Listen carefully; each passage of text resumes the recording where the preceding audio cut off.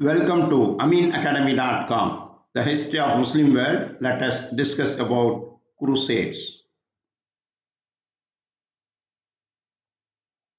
When the Muslims were extending their conquest over the whole of Asia, from China to the Strait of Bosphorus, the European naturally apprehended that in course of time they would cross the Bosphorus, also they extend their power over the whole of Europe as well. The triumphs achieved by the Moors in Spain and Sicily confirmed them in this belief, and hence it became the united object of all Europe to check the delimit the further spread of Islam. A vast European war was initiated with the sole object of putting a check to the further encroachment of Muslims' power. The war which thus began was even more extensive and dreadful than the First World War, which was lately declared against the Kaiser by the Christian power of the world. The war against Islam lasted for nearly 200 years and is a striking instance of their bitter fanaticisms of the Christians. It is stark and naked picture of bigotry and religious intolerance, and it may well be regarded as a deep disgrace upon the history of the world. There is no other instance quite similar to it in the history of humanity. The cruelty which Nebuchadnezzar had practiced upon the inhabitant of the world, the bitter persecution which had been launched by the Egyptian pharaohs against the Israelites, the mad fury with which Genghis Khan and had conquered country after country, and the orgy of dissolution with the Huluku devastated Baghdad. All these instances of fierce barbarism pale into insignificance before the so-called religious war of the citizens, civilized and Christian nation of Europe. It is unnecessary to repeat here a story which has been so well told by the Right Honorable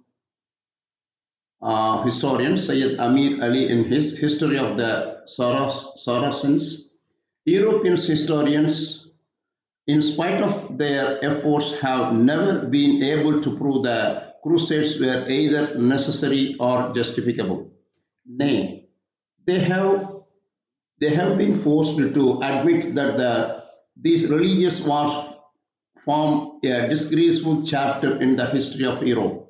Also, it has been admitted with one voice that the Saracens were remarkable not simply for their courage and matchless chivalry, but also for their justice and kindness of the fallen and vanquished.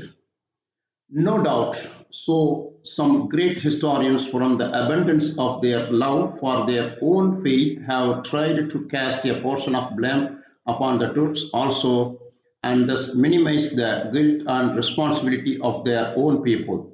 But their attempts have been mostly abortive and have ended in failure.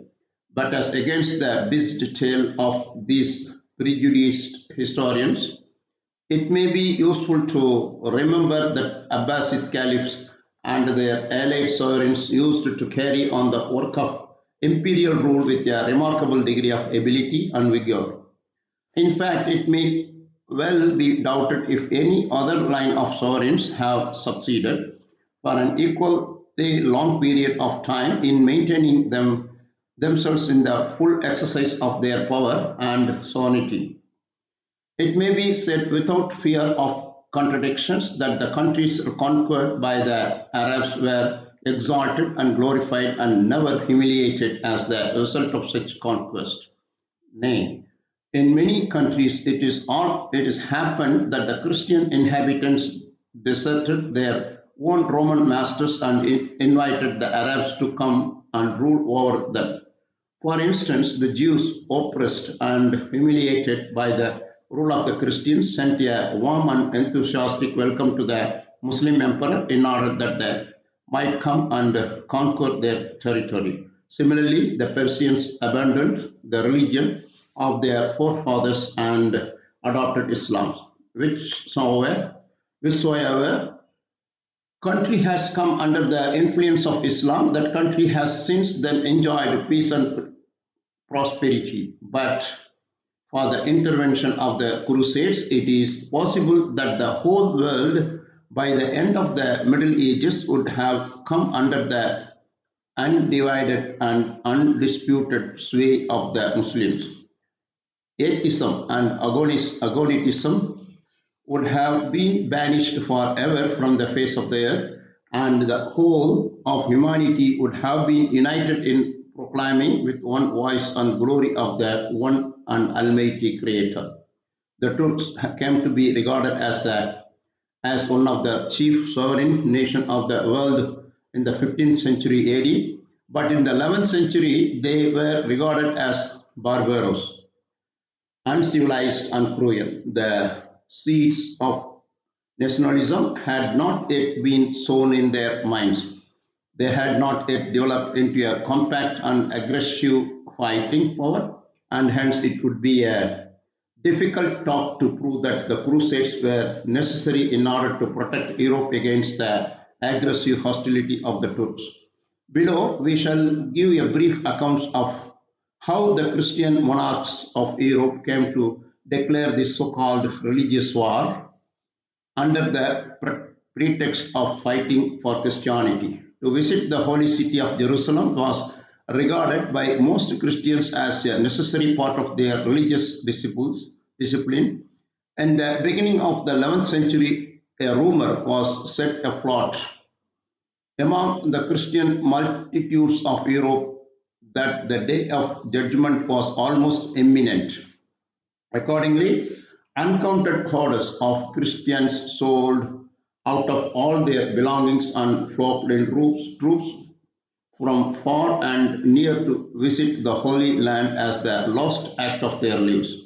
The Saracens, who were at this time masters of Palestine, had always tried to give every facility to European Christians in order to they might perform their pilgrimage in safety.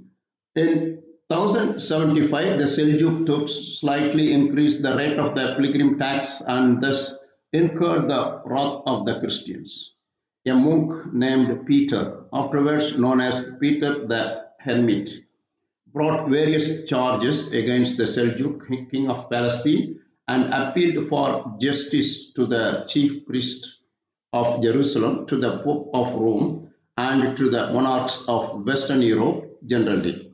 These charges, heightened and exaggerated by fancy, spread like wildfire all over Western Europe. Peter visited every important centers in Italy, France and Germany, and wherever he went, he carried with him exaggerated tales of the cruelty and oppression, while the Islamic rulers of Palestine were supposed to practice upon the innocent and inoffensive Christian pilgrims of Europe.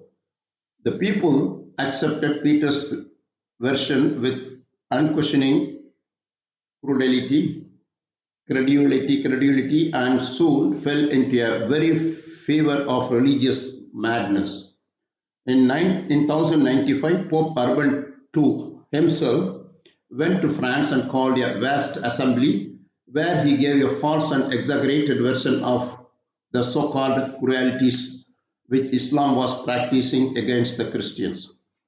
The masses were inflamed by the spread of these false stories and were further encouraged to join in a holy war or crusade on the promise that their sins would be remitted by the Pope as a reward of their merit.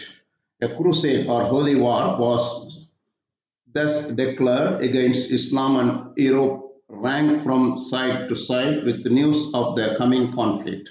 Rich or poor, gentle or simple, all wrote the sign of the Holy Cross on their tunics and enlisted themselves in the rank of the Crusaders. And year after year, bands of soldiers started from various quarters of Europe in order to take part in the expedition. There was no discipline, no law, and no code of gentle or civil manners which was observed by this heterogeneous mob. Now, further, we'll come to detail about Crusades. The Crusades were organized by Western European Christian after centuries of Muslim wars of expansion. Their primary objects were to stop the expansion of Muslim states, to reclaim the Christianity, the whole land in the Middle East, and to recapture territories that had formerly been Christian. The Crusades were a series of military campaigns that took place over several centuries. First Crusade, 1096 to 1099. Second Crusade is 1147 to 1149. Third Crusade, Fourth Crusade, Fifth Crusade, Sixth Crusade, Seventh Crusade, Eighth Crusade, Ninth Crusade. Other crusades, including the Children's Crusade in 1212 and the Albigensian Crusade from 1209 to 1229. The first four crusades are considered the most important because of their size and impact. After the fourth crusade, the crusades had little impact on either side. Some key points on the crusades include Pope Urban II preaches the first crusade in November 27, 1095. The Fatimids retake Jerusalem in 1096. The People's Crusade begin April 12, 1096. The People's Crusade ends in October 21, 1096. The Crusade of Peter I de Lusignan 1362 to 1365. These are some key events.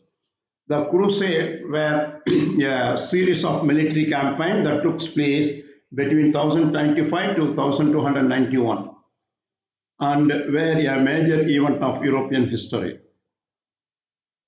The background: the Crusades were a series of religious wars between Christians and Muslims, primarily to regain control of holy sites in the Holy Land. The Crusades were initiated by Pope Urban II in response to a request for aid from the Byzantine Emperor. The First Crusade resulted in the conquest of Jerusalem in 1099. The Crusades were initially successful, but the continued growth of Islamic states eventually reversed those gains.